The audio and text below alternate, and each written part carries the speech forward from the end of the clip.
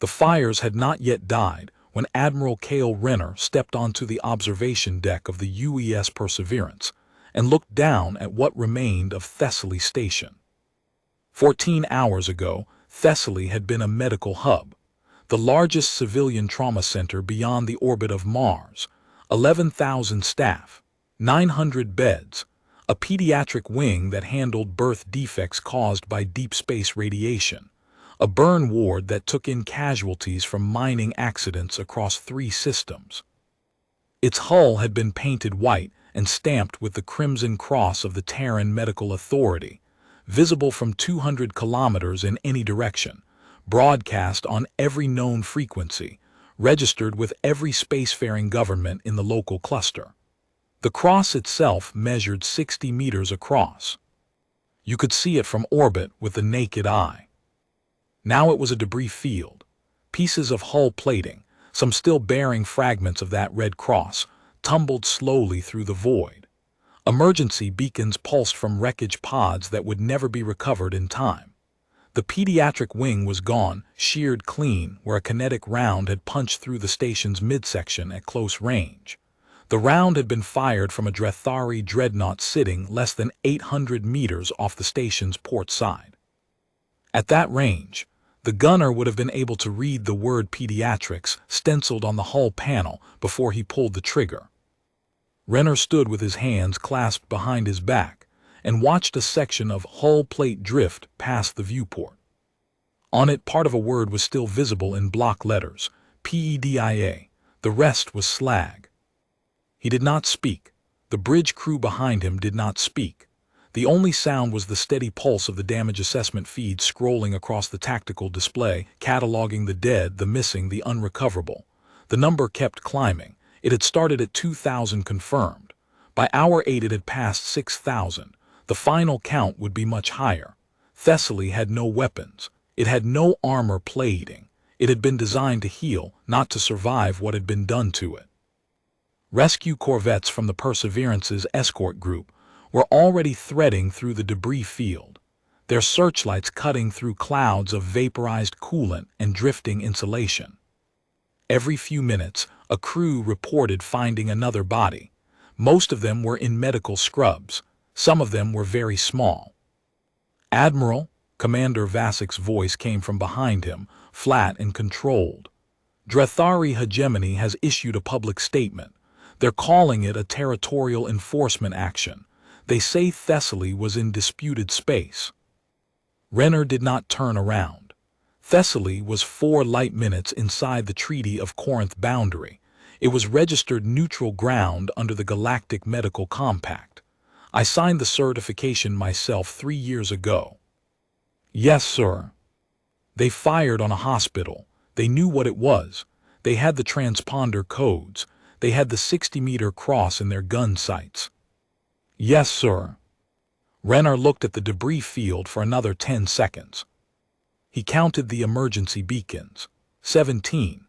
Each one was a life pod, sealed and drifting, holding between 1 and 4 survivors in medical-grade stasis. Most of the pods were dark, power failure, hull breach, decompression. The life pods had been designed for accident scenarios, a reactor leak, a structural failure. They had not been designed for a direct military attack on an unarmed facility. Most of the pods would stay dark. He turned from the viewport. His face was composed. His eyes were steady. Whatever had broken inside him in the first minutes after the attack report had reached his desk, when the initial casualty estimate had come through, when the words pediatric wing had appeared in the damage summary, when the rescue teams had started transmitting images of the wreckage, whatever had broken was now set, hardened, cooled into something that would not bend and would not wait. "Get me a secure line to CENTCOM," he said, "and recall every ship in 3rd Fleet to Rally Point Kestrel, all of them, no exceptions." "Sir, 3rd Fleet is dispersed across 9 systems for patrol rotation. Full recall will take 41 hours. I know the transit times, Commander. Issue the recall now." Vasik did not hesitate again. She turned to her console and began transmitting. Renner walked to the center of the bridge and sat down in the command chair. The debris field of Thessaly Station was still visible on the main display, turning slowly in the pale light of a distant sun. He looked at it the way a man looks at a grave he intends to answer. The Drethari hegemony had existed for 1100 years. It controlled 42 star systems. It maintained a standing navy of 6,000 warships. Its ruling caste, the Overminds, governed through a doctrine they called the calculus of primacy, a mathematical framework that assigned value to civilizations based on industrial output, territorial holdings, and military mass. By their calculus, humanity ranked 17th out of the 23 known spacefaring species, a middle power. Tolerable, manageable. Worth pushing if the cost-benefit analysis favored the push. They had looked at Thessaly Station and run their numbers. A medical facility, no weapons, no strategic value in their framework, a soft target in what they had decided to call disputed space, despite the treaty that said otherwise. They had calculated that the cost of destroying it, the diplomatic fallout, the political noise, the sternly worded resolutions from the Galactic Accord, was worth the territorial claim it would establish. The calculus said, destroy it, absorb the criticism, hold the line. They had not calculated what it would cost them. Renner's secure line to CENTCOM connected within minutes. Fleet Admiral Sato, the chief of Terran naval operations, appeared on the encrypted channel from her office on Luna Station. She had already seen the reports. She had already convened the War Council. The authorization came without debate. Operation Crucible is approved, Admiral, total force authorization. Rules of engagement, military targets only. Civilian infrastructure is not to be targeted. Medical facilities are not to be targeted. She paused. We are not them. Understood, ma'am. One more thing, Kale. The Galactic Accord is already receiving a formal Drethari explanation. The hegemony is claiming self-defense and territorial prerogative. Several species have indicated they may support the claim. This operation needs to be complete before the diplomatic machinery has time to generate a ceasefire resolution. It will be. Sato held his gaze for a moment longer. She was not a woman who showed emotion easily, but something in her eyes was hard and bright. She had served 34 years in the Terran Navy. She had built the fleet that Renner now commanded, and the station that the Drethari had destroyed had been named after her daughter, Dr. Thessaly Sato, the physician who had founded the trauma center 12 years ago and who had still been on the station when the round came through. Renner had not known that until he had read the casualty list. The chief of naval operations had authorized the total destruction of a foreign military power 4 hours after learning that her daughter was among the dead. She had done it by the book. She had recused herself from nothing. She had simply given the order and let Renner do his work. The channel closed. The recall order went out at 3:17 hours, encrypted on the Terran Naval Command frequency. Within 6 hours, ships began breaking from their patrol routes and turning toward Rally Point Kestrel, a dead system 3 jumps from Drethari border space, chosen because it was empty and because it was close. The heavy cruiser Ironside arrived first, dropping out of transit with her weapons already hot. Captain Morell reported combat-ready before his drive plating had stopped glowing. Behind the Ironside came the destroyer escorts of Wolfpack 14, 7 ships in tight formation, their captains communicating in clipped acknowledgments. Then the battlecruiser Relentless, her captain an old shipmate of Renner's from the Proxima campaign, requesting permission to take the vanguard position. Then the carrier Anvil Gate, with 4 squadrons of interceptors locked in her bays and her flight crews already briefing attack runs. By hour 12, the count was 42. Ships arrived in clusters, a patrol group from the Vega Corridor, a heavy squadron from the Kalis Anchorage, the mine warfare flotilla from Station Halcyon. Each arrival was the same: transit flash, drive cooldown, combat-ready report, request for targeting data. No questions about why. By hour 20, 61 ships had assembled at Kestrel. By hour 30, the count was 104. The supply ship Wellspring arrived at hour 33 carrying additional munitions, fleet-grade kinetic penetrators and electronic warfare packages that had been loaded from the Luna Reserve stockpile on Sato's direct order. By the time the 41-hour window closed, 147 warships of the Terran Third Fleet hung in formation around the Dead Star, the largest single-point assembly of human military power since the Siege of Proxima. Destroyers, cruisers, battlecruisers, carriers, mine warfare corvettes, electronic warfare frigates, and the Perseverance herself, a command dreadnought with enough firepower to slag a small moon. Renner stood on the bridge of the Perseverance and reviewed the fleet manifest. Every ship that was supposed to be here was here. No captain had requested an extension. No captain had cited mechanical delay. No captain had asked for clarification of the orders. Every single one of them had seen the images from Thessaly. Every single one of them had read the casualty report. The images had been circulating on every ship's internal network within an hour of the attack. The debris field, the broken hull, the bodies in medical scrubs, the dark life pods. Nobody had ordered the images distributed. Nobody had needed to. There was nothing to explain. There was nothing to debate. During the rally, the intelligence section aboard the Perseverance worked without sleep. Lieutenant Commander Torvik and her team pulled every piece of signals intelligence, sensor data, and tactical assessment that Terran naval intelligence had compiled on the Drethari hegemony over the past decade. Fleet compositions, base locations, defensive doctrines, communications protocols, minefield geometries, sensor blind spots, supply chain dependencies. The data had been collected quietly, passive intercepts, trade route monitoring, diplomatic liaison observations, and it had been sitting in classified databases, waiting for a day that no one had wanted to come. Now it had come, and Torvik's team turned 10 years of patient intelligence work into targeting packages. Each Drethari warship in the border fleet was assigned to a specific Terran ship or ship group. Each targeting package included the Drethari vessel's known weapons loadout, its shield cycling rate, its likely maneuvering pattern under the hegemony's standard defensive doctrine, and the optimal engagement approach for a Terran ship of the assigned class. Renner reviewed the packages himself. He was not a man who delegated targeting. While the intelligence teams worked, the captains drilled their crews. Not formation exercises or fleet maneuvers. There was no time for that, and the captains did not need practice flying in formation. They drilled the specific engagement plans for the ships they had been assigned to kill. Gunnery crews ran targeting simulations against Drethari hull profiles.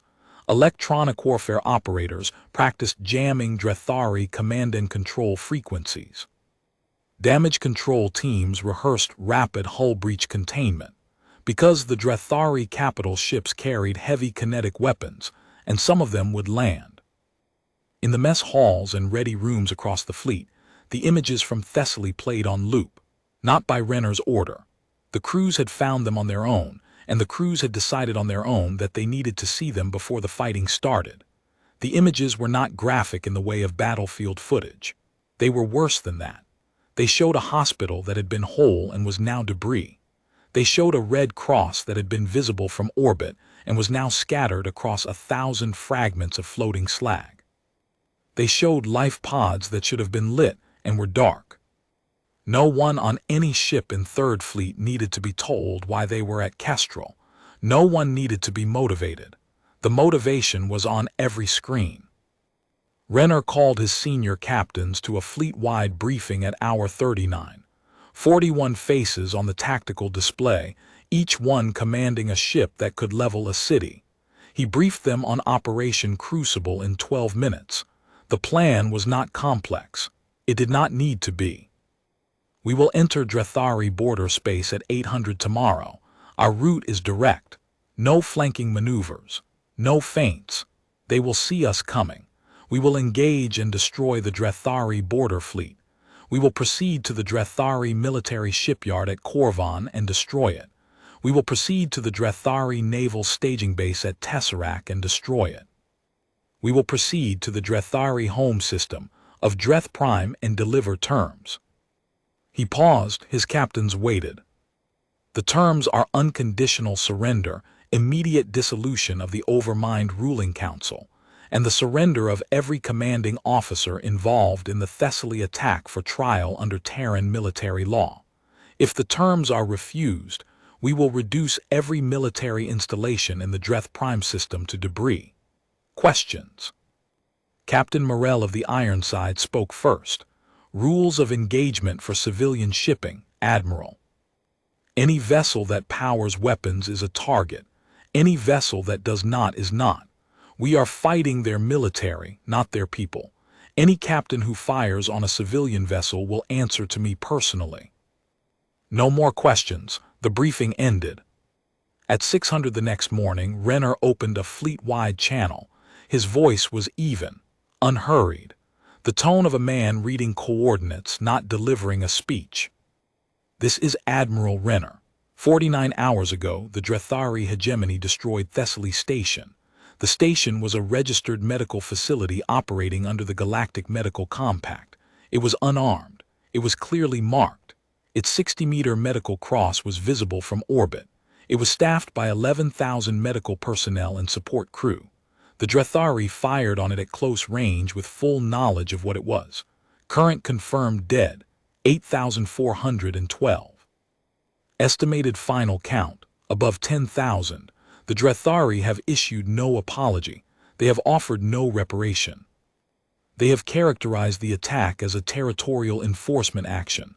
Operation Crucible is now in effect. Renner out. He did not add anything. He did not need to. The fleet already knew what it was going to do. The speech was for the record. At 800, 147 ships entered their first transit jump in perfect formation. The departure was synchronized to within 0.2 of a second, a precision that required every helm officer in the fleet to execute their transit calculation at the same moment, on the same mark, with zero tolerance for delay. It was the kind of coordination that took most fleets weeks of practice. Third Fleet did it cold on the first attempt, because every helm officer understood that the 0.2 of a second window was not a display of professionalism. It was a statement. We are one thing. We move as one thing. And the one thing is coming. The signature of their departure, a ripple of compressed spacetime that registered on every sensor array within 40 light-years, was the largest single transit event the local cluster had recorded in decades. The Drethari detected it within minutes. Their border listening posts flagged the transit signature and routed it to Hegemony's Central Command on Dreth Prime. The report landed on the desk of Overmind Kelverk, the senior military commander of the Hegemony, at 8:14. Kelverk was an old soldier. 62 years in the Hegemony's military. He had commanded fleets, won border wars, crushed 3 insurrections in subject systems. He had risen through the ranks by applying the calculus of primacy with ruthless consistency. Every engagement a cost-benefit equation, every campaign a line item in the Hegemony's ledger of power. He read the transit report. He noted the mass signature, 140-plus warships moving at maximum transit speed, vector-aligned with Drethari border space. He pulled up the calculus. The math was clear. His border fleet numbered 230 warships, defensive advantage, heavier capital ships, interior lines. The numbers favored the Drethari by a margin of 1.7 to 1. He ordered the border fleet to hold position and prepare for engagement. He did not order a retreat. He did not open a diplomatic channel. The calculus said the humans would recognize the unfavorable odds and negotiate. Every species in the cluster negotiated when the numbers were against them. Every species, except the one that had just lost 10,000 people in a hospital. Third Fleet dropped out of transit at the Drethari border at 1400 hours, 6 hours ahead of the Drethari's projected arrival time. Renner had pushed the fleet to maximum transit speed, burning through fuel reserves that were meant for a 3-week patrol. He did not care about the fuel. He cared about the 6 hours. 6 hours was the difference between catching the Drethari mid-deployment and hitting a set defensive line. 6 hours was the difference between fighting a fleet that was ready and fighting a fleet that was scrambling. Renner had not chosen speed for tactical advantage, though the tactical advantage was real. He had chosen speed because he did not want the Drethari to have time to prepare, the way Thessaly had not had time to prepare. He wanted them to feel, even if only for a moment, what it was like to be caught in the open by a force that had already made its decision. The Drethari border fleet was still forming up when the human ships appeared. 230 Drethari warships, caught in the middle of a repositioning maneuver, half of them still cycling their defensive screens, their formation incomplete. Against them, 147 human ships in attack formation, smaller, faster, weapons locked and targeting solutions loaded. Renner did not hail them. He did not issue a warning. He did not offer terms. The Drethari had fired on a hospital without warning. He returned the courtesy. All ships weapons free. Priority targets, command vessels and capital ships, electronic warfare, jam their fleet coordination net. Wolfpack groups, flanking positions on their formation's trailing edge. Engage. Third Fleet opened fire at 14:02. The first salvo coordinated railgun strikes from 27 heavy cruisers firing simultaneously hit the Drethari flagship Corven's Fistamidships before its shields had fully cycled. 3 kinetic penetrators struck the ship's command section in a 2-second window. The hull plating failed. The command bridge decompressed. Fleetover Mind Setharak was dead in his chair before the second salvo left the rails. With Setharak dead and the fleet coordination net jammed, the Drethari border fleet lost centralized command in the first 90 seconds. Individual captains reverted to autonomous doctrine, the hegemony's standard procedure for communication disruption. But autonomous doctrine assumed a peer engagement where both sides were adapting to confusion. It did not account for an opponent who had spent 41 hours drilling specifically for this engagement, who had studied the Drethari order of battle ship by ship, and who was executing a targeting plan with surgical precision. The battle lasted 41 minutes. It was not a battle in any strategic sense. It was a demonstration. The Drethari had numerical superiority. They had heavier ships. They had the defensive position. None of it mattered. The human fleet moved through their formation like a blade through fabric, fast, precise, systematic. Each Terran ship knew its target. Each captain had studied Drethari fleet doctrine during the rally and identified the specific weaknesses of the ships in their engagement lane. The electronic warfare frigates kept the Drethari net fragmented, forcing each enemy ship to fight alone even as the Terran ships coordinated seamlessly. The Drethari fought. They were not cowards. Their gunners returned fire and their captains held their lines. A Drethari heavy cruiser scored a direct hit on the Terran destroyer Kestrel's wing, crippling her drive section. A Drethari weapons platform raked the carrier Anvil Gates flight deck, killing 38 crew. But they were fighting a fleet that was not trying to win a battle. They were fighting a fleet that was trying to make a point. The difference was in the targeting. Renner's ships killed the command ships first, then the communications relays, then the engine clusters of the surviving capital ships, crippling them in place so they could not flee and could not regroup. By minute 20, the Drethari fleet had no central command, no communications, and no ability to maneuver as a coordinated force. By minute 30, individual Drethari captains were breaking formation and attempting to flee. By minute 41, the border fleet had ceased to exist as a military entity. 187 Drethari warships destroyed, 43 crippled beyond recovery. 0 captured. Renner had not issued capture orders. The handful that managed to jump out carried no weapons and barely functional drives. They would limp home, with a story that no Drethari wanted to hear. Terran losses: 11 ships damaged, most of them superficially. 2 destroyed: the corvette Blackthorn, caught by a Drethari heavy cruiser's broadside at close range, and the frigate Sentinel, which had placed itself between a crippled transport and a Drethari weapons platform and taken the hit that had been meant for the transport. The Sentinel's captain, Commander Alara Voss, had made the decision in 2 seconds. She had not been ordered to do it. She had simply seen a ship full of her people in danger and put her own ship in the way. 412 crew killed across the fleet. Gunners and helmsmen and engineers and medics, each one would be named, each one would be remembered, but not now. Now was for the next target. Renner noted the numbers. He did not dwell on them. He had lost 412 people. The Drethari had killed 10,000. The math was not balanced yet. He was not sure it could be balanced, but he could ensure that the Drethari never had the capacity to unbalance it again. Set course for Korvan, all ships, transit speed maximum.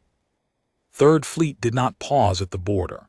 Damage control teams worked on the injured ships during transit. The 11 damaged vessels fell into formation behind the main body, their crews patching hull breaches and rerouting power conduits while the fleet moved. The 2 destroyed ships, the corvette Blackthorn and the frigate Sentinel, were left behind, their crews recovered, their hulls drifting among the Drethari wreckage. Renner would come back for them, but not now. Drethari military shipyard at Korvan was the largest construction facility in the hegemony. 12 orbital platforms arranged in a ring around the planet Korvan 3, 400 dry docks, the capacity to build 80 warships simultaneously. It was the spine of Drethari naval power, the place where every dreadnought, every cruiser, every destroyer in the hegemony's fleet had been assembled, fitted, and launched. Destroy Korvan, and the Drethari could not rebuild their losses. Not in years. Not in decades. Renner's fleet arrived at Korvan 14 hours after the border engagement. The shipyard's defensive garrison, 32 warships, and a network of 12 orbital weapons platforms had received fragmented reports of the border fleet's destruction. The garrison commander had been attempting to establish a defensive perimeter, but 32 ships could not defend a shipyard that spanned 400 kilometers of orbital space. The math was impossible, and the garrison commander knew it. He had sent a request to Dreth Prime for reinforcements. The reinforcements did not exist. Renner split his fleet into 3 attack groups. Group 1, led by the Perseverance, took the shipyard's northern arc. Group 2, under Captain Morel on the Ironside, swung wide and hit from the ecliptic plane.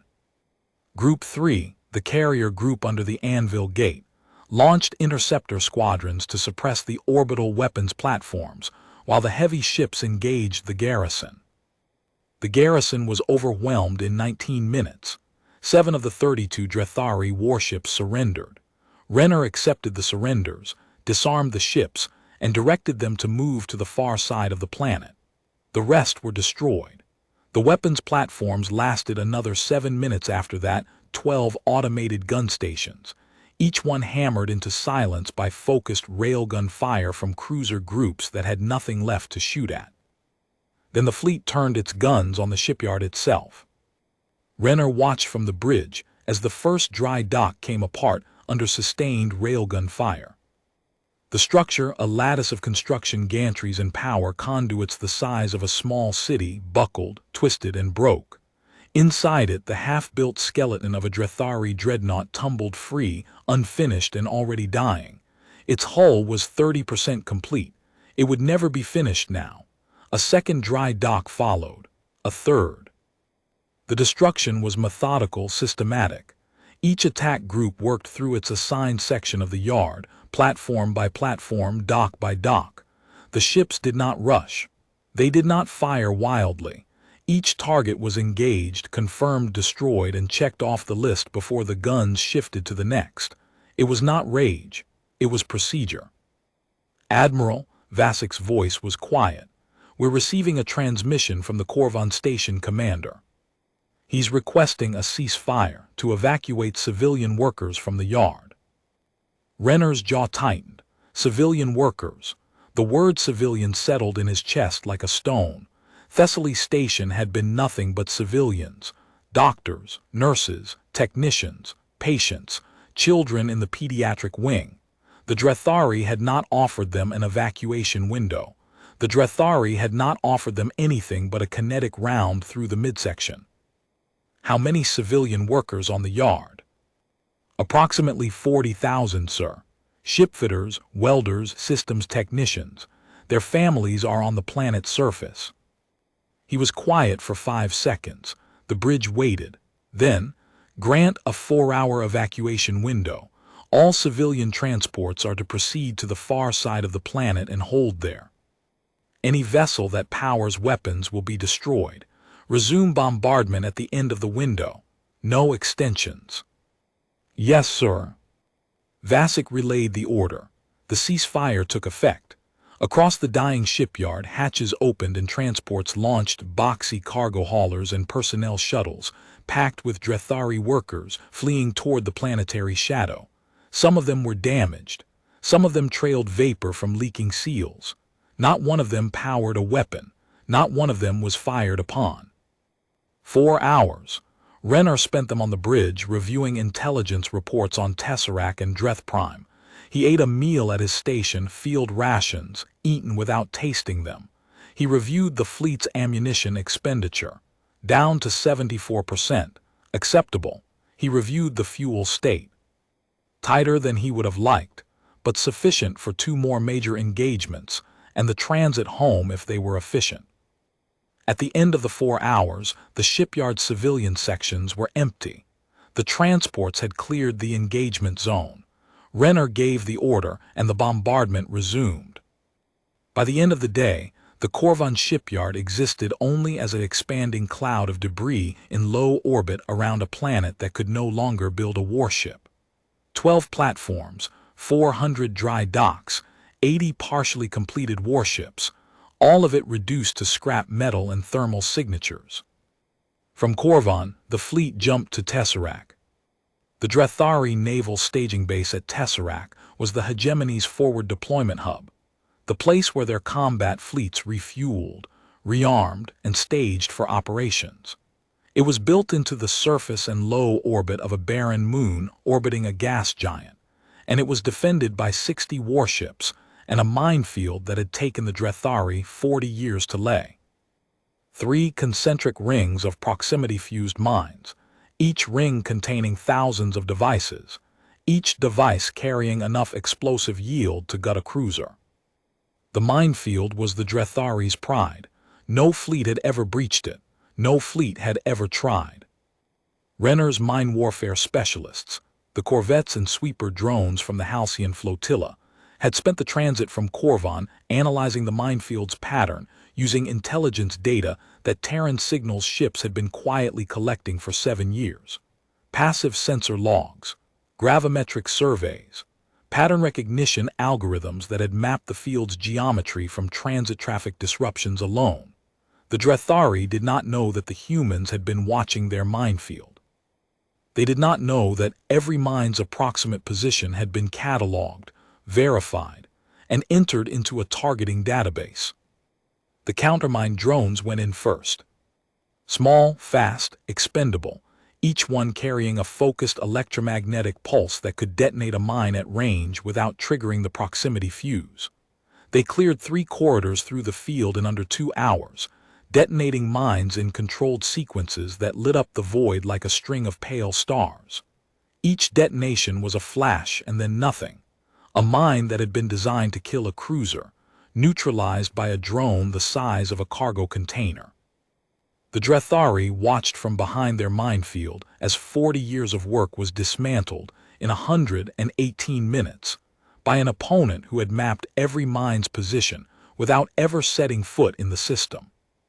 The garrison commander sent a final request to Dreth Prime, send everything. The reply came back in 11 words, no reinforcements available, hold at all cost, hegemony acknowledges your service. The 60 defending warships fought harder than the border fleet or the Corvan garrison. They had nowhere to run. The minefield that was supposed to protect them was now a wall at their backs, and the 3 corridors through it were the only exits. The engagement lasted an hour and 12 minutes. The Drethari garrison commander, a career officer named Subovermind Rekath, led a counterattack with his heaviest ships, driving directly at the Perseverance's group in an attempt to break the Terran formation. The attack was brave. It was also doomed.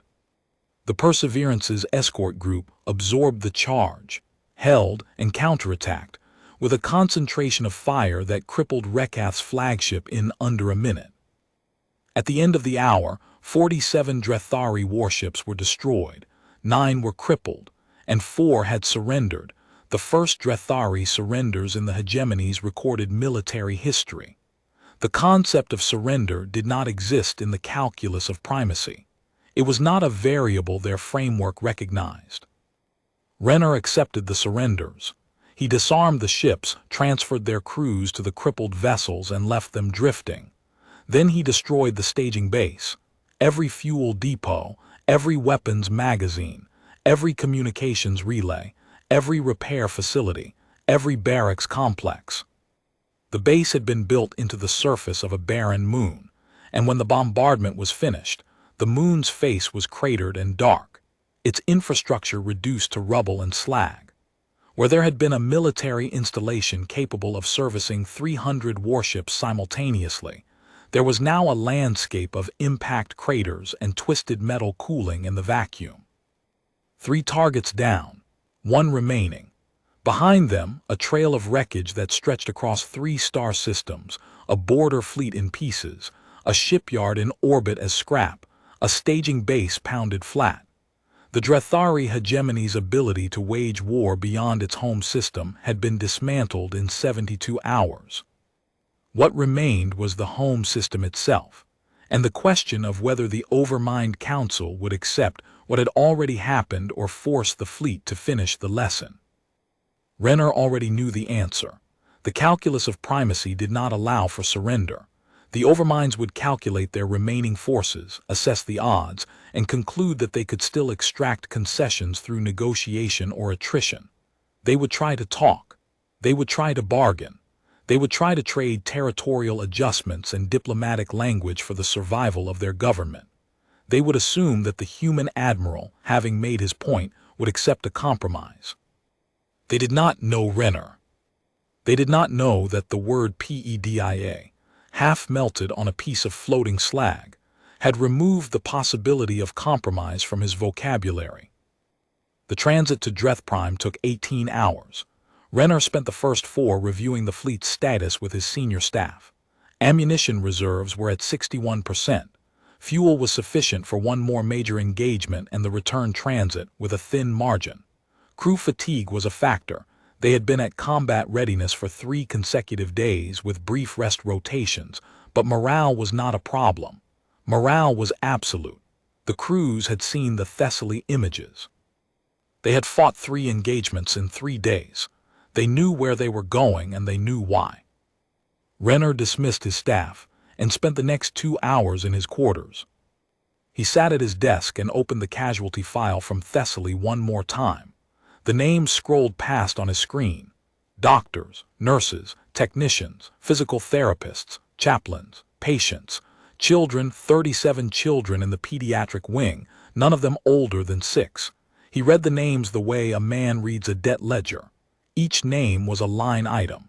Each name was a reason he was in transit to Dreth Prime with 138 warships. He closed the file and slept for 4 hours. It was the last sleep he would get before the end. The Dreth Prime system was the heart of the hegemony, 3 inhabited worlds, a combined population of 9 billion. The Overmind Council, the ruling body of the entire hegemony, sat in a citadel on the surface of Dreth Prime itself, a fortress city carved into a mountain range on the planet's northern continent. The citadel had never been threatened by a foreign power. In 1100 years of Drethari dominance, no enemy fleet had ever entered the home system. The system's defenses were the strongest the Drethari possessed. 80 warships, the home guard, crewed by veterans and commanded by the hegemony's most experienced officers. 3 orbital defense stations, each one a weapons platform the size of a small moon, bristling with enough firepower to threaten a fleet at extreme range.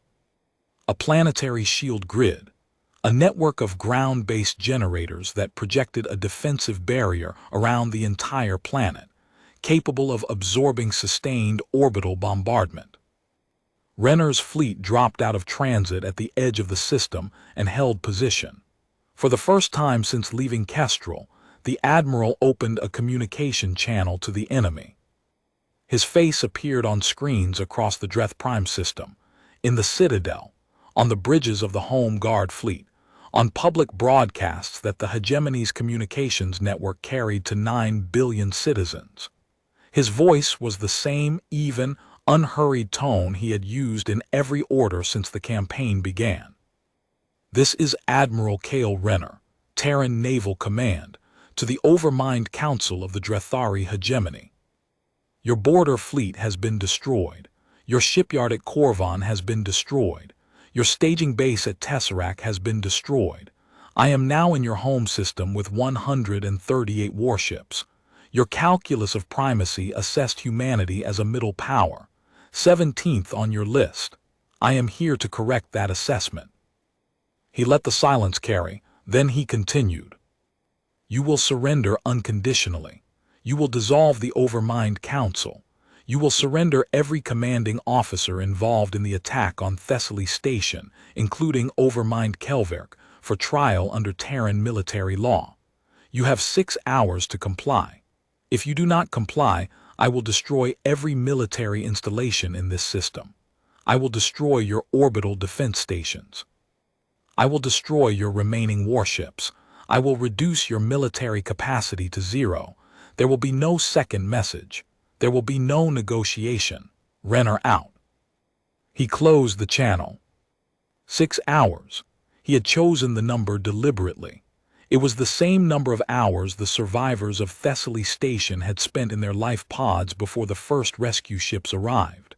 6 hours of darkness, of silence, of not knowing if anyone was coming. He wanted Kelverk to sit with that number. The Drethari response came in 4. Not a surrender, a counteroffer. Overmind Kelverk's face appeared on the bridge display, a broad, flat face with deep-set eyes and the ceremonial ridge markings of a high-caste Drethari. His voice was measured, practiced. The voice of a politician, not a soldier. Admiral Renner, the hegemony acknowledges that the Thessaly incident was regrettable. We are prepared to offer financial compensation to the families of the deceased and to enter into negotiations regarding the disputed border zone. However, the sovereignty of the Overmind Council is non-negotiable. We will not dissolve our government at the demand of a foreign power. Surely you understand that. Renner cut the transmission. He did not respond. He did not counteroffer. He looked at Vasek. Time remaining on the deadline. 2 hours, 6 minutes, sir. When it expires, begin with the orbital defense stations. All 3 simultaneously. Yes, sir. The 2 hours passed. The fleet waited. On the bridge of the Perseverance, the crew sat at their stations and did their work checking fire solutions, monitoring the Drethari Home Guard's movements, tracking the 3 orbital stations. No one spoke beyond operational necessity. The silence was not tense. It was settled, decided. The same silence that had filled the bridge when Renner had first looked at the debris field of Thessaly, now stretched across 138 ships, each one waiting with the same patience and the same certainty. At the 90-minute mark, a second transmission came from the surface. Not Kelverk this time, a lesser Overmind, a diplomatic functionary, offering to begin preliminary negotiations on the conditions under which a partial dissolution might be discussed. Renner did not respond to that one either. The deadline expired at 1800 hours. The Drethari had not surrendered. The 80 warships of their Home Guard fleet had formed a defensive shell around the 3 orbital stations, bristling and ready, their crews at battle stations. Behind them, the orbital stations hummed with power, their weapons arrays tracking the incoming fleet.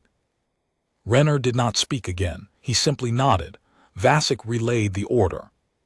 Third Fleet advanced in 3 columns, each one aimed at a different orbital station. The Drethari Home Guard met them at the outer perimeter, and for the first time in the campaign, the fighting was brutal. These were the hegemony's best ships, crewed by their most experienced officers, fighting in defense of their homeworld with their backs to a planet where 9 billion of their people were watching. They did not break. They did not flee.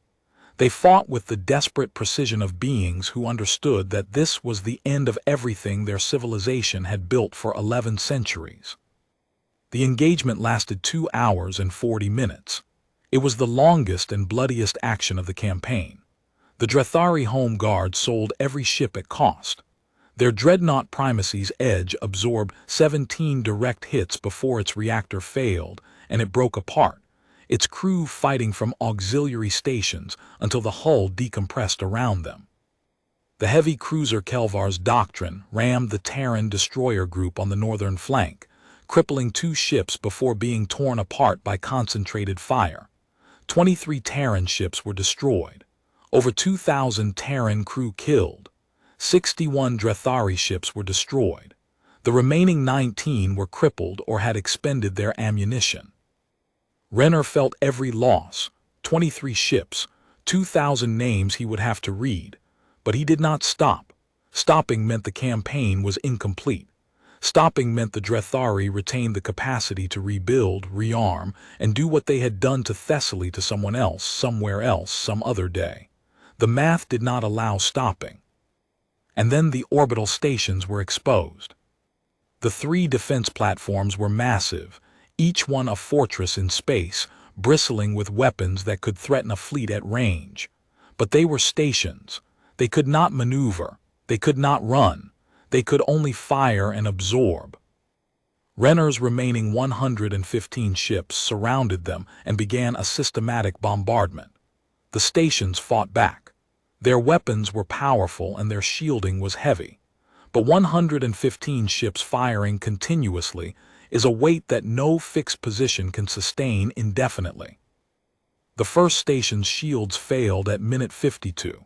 It came apart in a cascade of secondary explosions, its weapons platforms detonating one by one as the structure lost containment.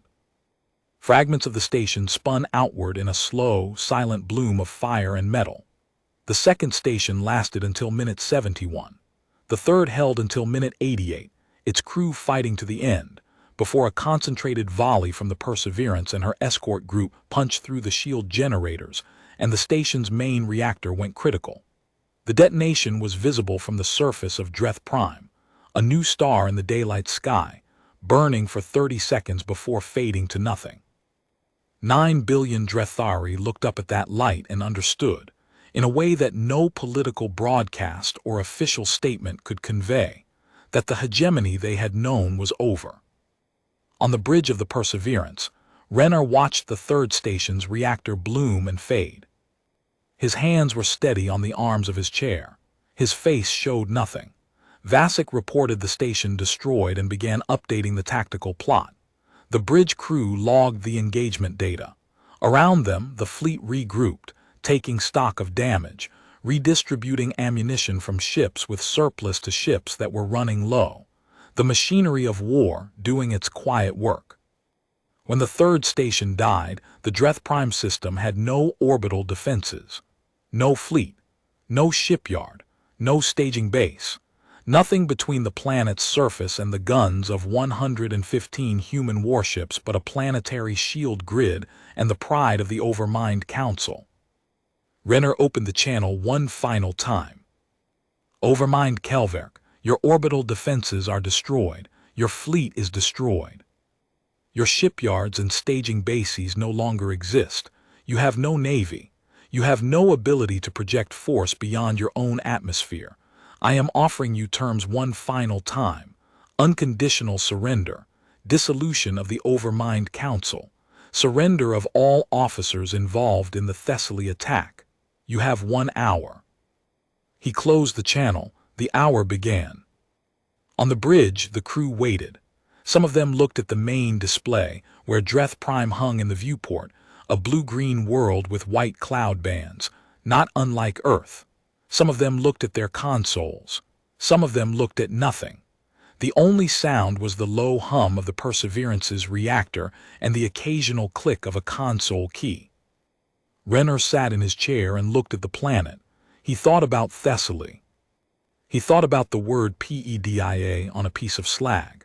He thought about the 17 emergency beacons pulsing in the dark, most of them already silent by now. He thought about 37 children in a pediatric wing who had been alive 4 days ago. He did not think about mercy. Mercy was for situations where the other side had not fired on a hospital full of children. At the 58-minute mark, the channel opened. Kelverk's face appeared again. The ceremonial ridge markings on his face were ashen, their color had faded, a Drethari physiological response to extreme stress. His voice was flat. "Admiral Renner, the Overmind Council accepts your terms." Renner looked at him for a long moment. His expression did not change. There was no satisfaction in his face, no triumph, no relief. Only the steady, settled weight of a man who had done what needed to be done and would carry the cost of it. 2,000 of his own crew dead, 34 of his ships gone for the rest of his life. You will begin transmitting the names and locations of all officers involved in the Thessaly attack within 30 minutes. You will power down your planetary shield grid within 60 minutes. Any delay will be treated as a violation of the terms. Understood. Kelverk, one more thing. Renner's voice did not rise, it did not harden. It stayed exactly where it had been through the entire campaign, level, precise, final. The calculus of primacy ranked humanity 17th, a middle power, manageable. You measured our industrial output, our territorial holdings, our fleet tonnage. You ran the numbers and decided that a hospital station was an acceptable cost of business. He paused.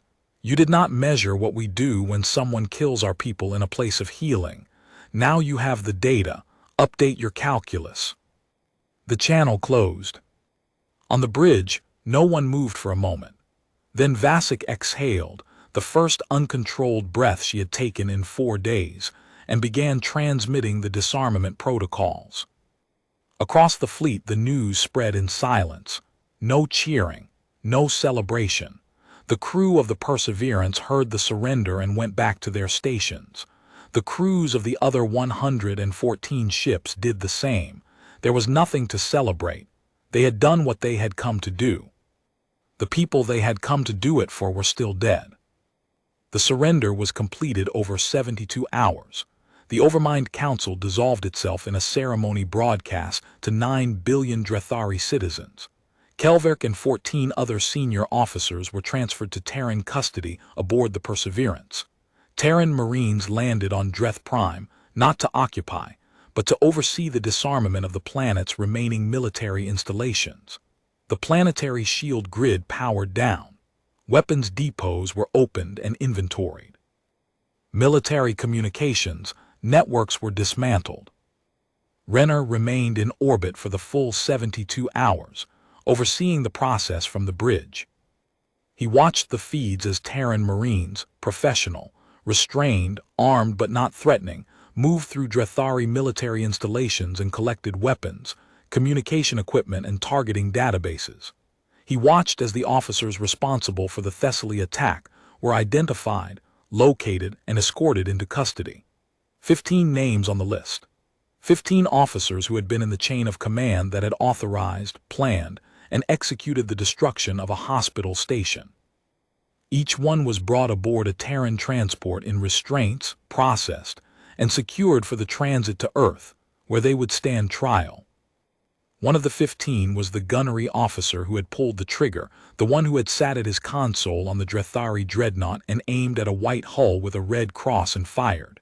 His name was Subcommander Kelthais. He was young. His file said he had 2 commendations for marksmanship. Renner looked at his file for a long time. Then he closed it and moved on. The courts would deal with Kelthais.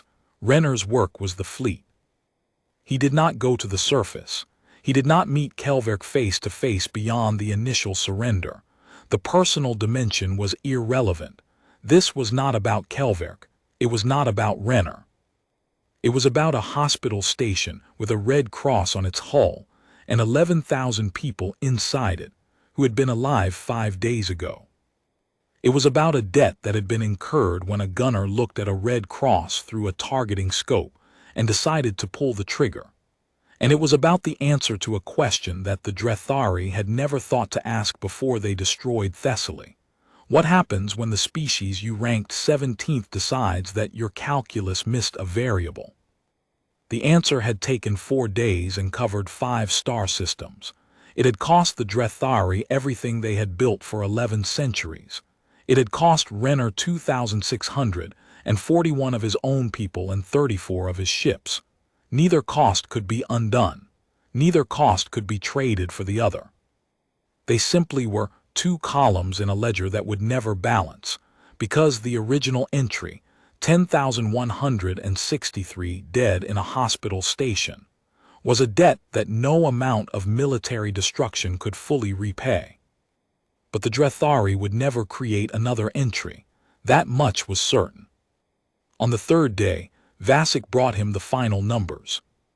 Thessaly Station, 10,163 confirmed dead, 837 survivors recovered, 214 missing, presumed dead.